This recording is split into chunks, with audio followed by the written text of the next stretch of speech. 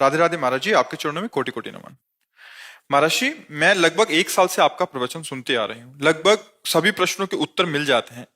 मेरा एक प्रश्न है कि नाम जप और पूजा पाठ में कितना अंतर होता है? नाम जप से भगवत प्राप्ति हो जाएगी या पूजा पाठ से? क्योंकि इस शरीर से नियम नहीं हो पाते महाराज जी, उनकी देखो, कृपा मार्गदर्शन करें। पूजा पाठ बाहरी शरीर की क्रिया है और नाम जप अंदर हृदय की गुफा के अंधकार को नष्ट करने वाला तेज है। अगर हम नाम जप नहीं कर रहे, सुमिरन नहीं कर रहे, तो पूजा पाठ करने के बाद भी विश्राम भोगों में ही मिलेगा। कोई भी हो, इसे लिख लो, अपने दिमाग में बैठा लो। यदि नाम जप नहीं चल रहा है तो बाहरी कुछ जो सेवा पूजा की, उतने से मन पर शासन नहीं हो सकता। बाहरी वो सात्विक भाव की पूजा हो गई कुछ क्षण बाद, लेकिन मन विश्राम भोगों में ही मानेगा। तो मन का विश्राम प्रभु के चरणारविंद में हो, सत्य में हो, इसके लिए निरंतर नाम जप करना अत्यंत अनिवार्य है। नहीं तो भोगेश्वर प्रसक्ता नाम तयापहृत चेतसाम व्यवसायत्मिका बुद्धि समाधो न विधीयते। जिसकी बुद्धि में ये बैठा हुआ है कि संसार के भोगों के भोगने में सुख है, संग्रह में सुख है, उसकी परमात्मा प्राप्ति में रुचि ही नहीं होती। फिर कैसे? बाहरी एक केवल थोड़ी सेवा कर ली, थोड़ा एक, फिर इसके बाद उसकी मन स्थिति उसी संसार में होगी। वो सेवा करते भी संसार का चिंतन करेगा, तो वो सेवा नहीं मानी जाती है। सेवा तब मानी जाती है जब सेव्य में आसक्ति हो जाए। जो सेव्य हमारे प्रभु हैं उनमें आसक्ति होकर भाव में डूबा हुआ, फिर वो सेवा माने। तो आसक्ति कहाँ से होती है? ये भजन से होती है। इसलिए नाम जप अत्यंत अनिवार्य है। ये नहीं चलेगा कि हम बाहर थोड़ा आरती पूजा कर दी तो हमारा उससे परम कल्याण हो जाएगा। नहीं, चिंतन। आप गीता उठा के देखो, शास्त्र उठा के देखो, वहां आदेश है। भगवान कह रहे हैं, अनन्य चेता सततम यो माम स्मरति नित्यशः तस्याहम सुलभा पार्थ। मैं उसके लिए सुलभ हूं। किसके लिए? जो मेरा सतत नित्य स्मरण करता है, निरंतर स्मरण करता है। साधना स्मरण युक्त होकर, अब आपको किसानी है या राजकीय विभाग का कार्य या आप व्यापार करते हैं, जो भी करते हो सब पूजा हो जाएगी।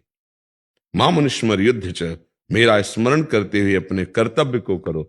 अब स्मरण संसार का है, पूजा बाहरी हो रही, तो अंदर की गुफा में, हृदय गुफा को पावन करने वाली बात तो नहीं बनेगी, नहीं बनेगी। देखो, बहुत सुंदर गोस्वामी जी महाराज तुलसीदास जी कह रहे हैं, राम राम राम जी ही जोलो तू न जपि है, तोलो तू कहूं जाए तिहूं ताप तपि है।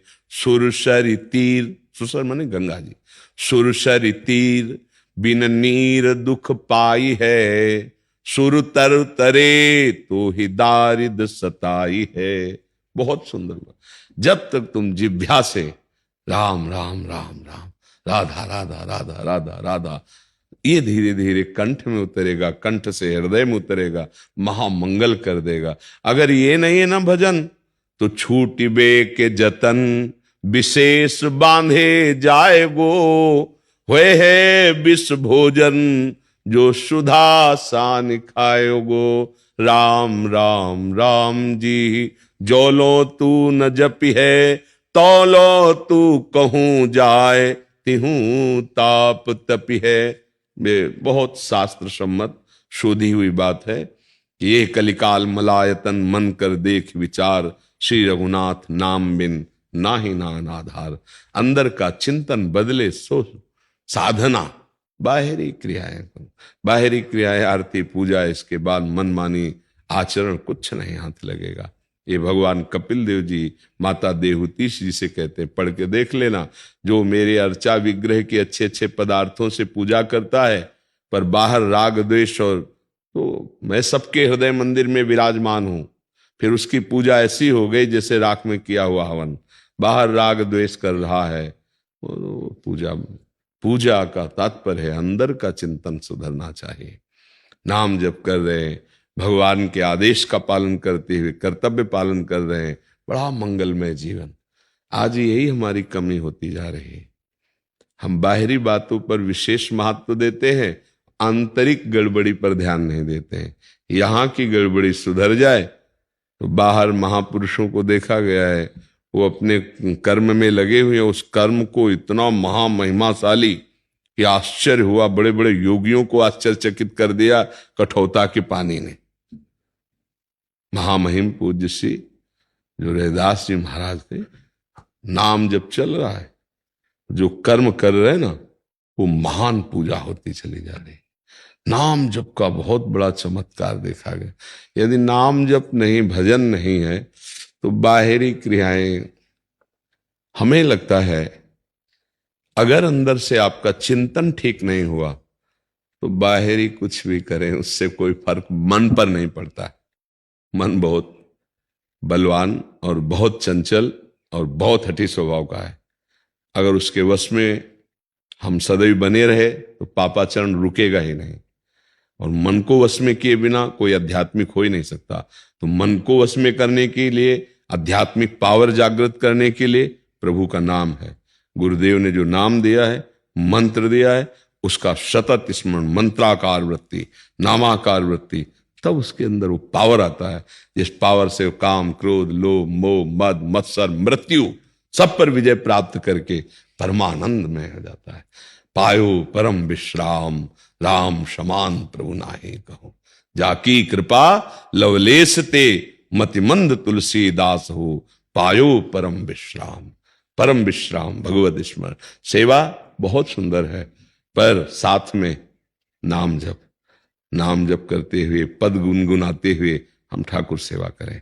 मन को चांस न दें, नहीं तो बाहरी सेवा करेगा और फिर भागता रहेगा विषयों में, उससे कोई लाभ नहीं मिलेगा। लाभ मिलता है आंतरिक चिंतन। तुम्हारा चिंतन कहाँ था, तभी लाभ मिलेगा। इसलिए बहुत सावधान। बाहरी सेवा के बहाने मन अपनी मनमानी करता रहे तो फिर साधना नहीं बनेगी। इतना आप समझ लो, नाम एक है और सब साधन शून्य है। एक लगा के शून्य रखो तो 10 गुना एक जीरो का पावर बढ़ता चला जाएगा, और एक हटा के शून्य रखो तो शून्य शून्य ही रहेगा। अंदर से नाम चल रहा है, अंक लग गया। अब जो भी साधन करो सब शून्य शून्य शून्य, वो हर शून्य 10 गुना बढ़ता चला जाएगा। एक के बाद शून्य तो 10, फिर एक शून्य तो 100, फिर एक शून्य तो 1000, फिर एक शून्य तो 10,000, बढ़ता चला गया ना। एक हटा दो तो शून्य शून्य शून्य शून्य। यह है एक भगवत स्मरण, भगवत चिंतन, भगवत नाम जप। आंतरिक तुम्हारा क्या चल रहा है?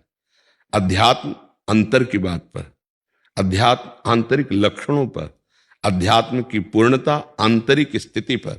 बाय आप क्या करते हैं, आप जाने आपकी आंतरिक चिंतन क्या है, आपकी आंतरिक स्थिति जो अध्यात्म है। हम बाहर से अंदर की तरफ आते हैं, अगर अंदर नहीं, बाहर ही हम बहिर्मुख होकर भटक रहे हैं, वो विश्राम नहीं मिलेगा। ठाकुर जी का श्रृंगार कर रहे हैं तो उसी में डूब रहे हैं हम, उनको भोग लगा रहे हैं तो उसी भाव में डूब रहे हैं। ये भाव कहां से आएगा? भजन से आएगा। भजन नहीं है तो देख लो, जल्दी से बनाओ, देखो ठंडा ना हो जाए, ठाकुर जी को दिखा के ले आओ। हाँ, ठाकुर जी केवल हमारे देखने के लिए बैठे हैं। एक है भाव में भरा हुआ, प्रभु मुझ गरीब दीन के पास आपको भोग लगाने का क्या है। नाथ पंखा कर रहा है, बैठ के पवा रहा है, भाव में डूबा जा रहा है। भगवान पा रहे, भगवान क्या पाते हैं? भाव। थाल पूरी वैसे ही वापस आएगी। आपका जो भाव था, वो भाव कहां मिलेगा? बाजार में थोड़ी है। वो भाव कहां आएगा? भजन से। भजन से भाव जागृत। जितना नाम जप करोगे उतनी आपके अंदर आध्यात्मिक ऊर्जा शक्ति बढ़ती चली जाएगी। जितनी आध्यात्मिक ऊर्जा शक्ति बढ़ेगी उतने विकार कम होते चले जाएंगे, और जितना निर्विकार हृदय होगा उतना ही भाव बनता जाएगा। और भाव ही भगवान को अधीन करता है।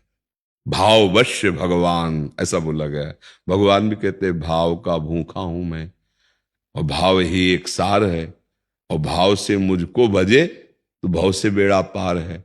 भाव बिन सुनी पुकारे मैं कभी सुनता नहीं। और भाव पे टेरित, भाव हर जगह भाव, ये भाव कहां मिलेगा भला बताओ, कहां मिलेगा? ये भजन से आता है। भाव पूरित टेर करती मुझे लाचार है। अगर हम भाव से पुकारे तो एक बार जिन नाम ली हित सो होय अति दीन, ताको संग न छाड़हि ध्रुव अपनो कर लीन।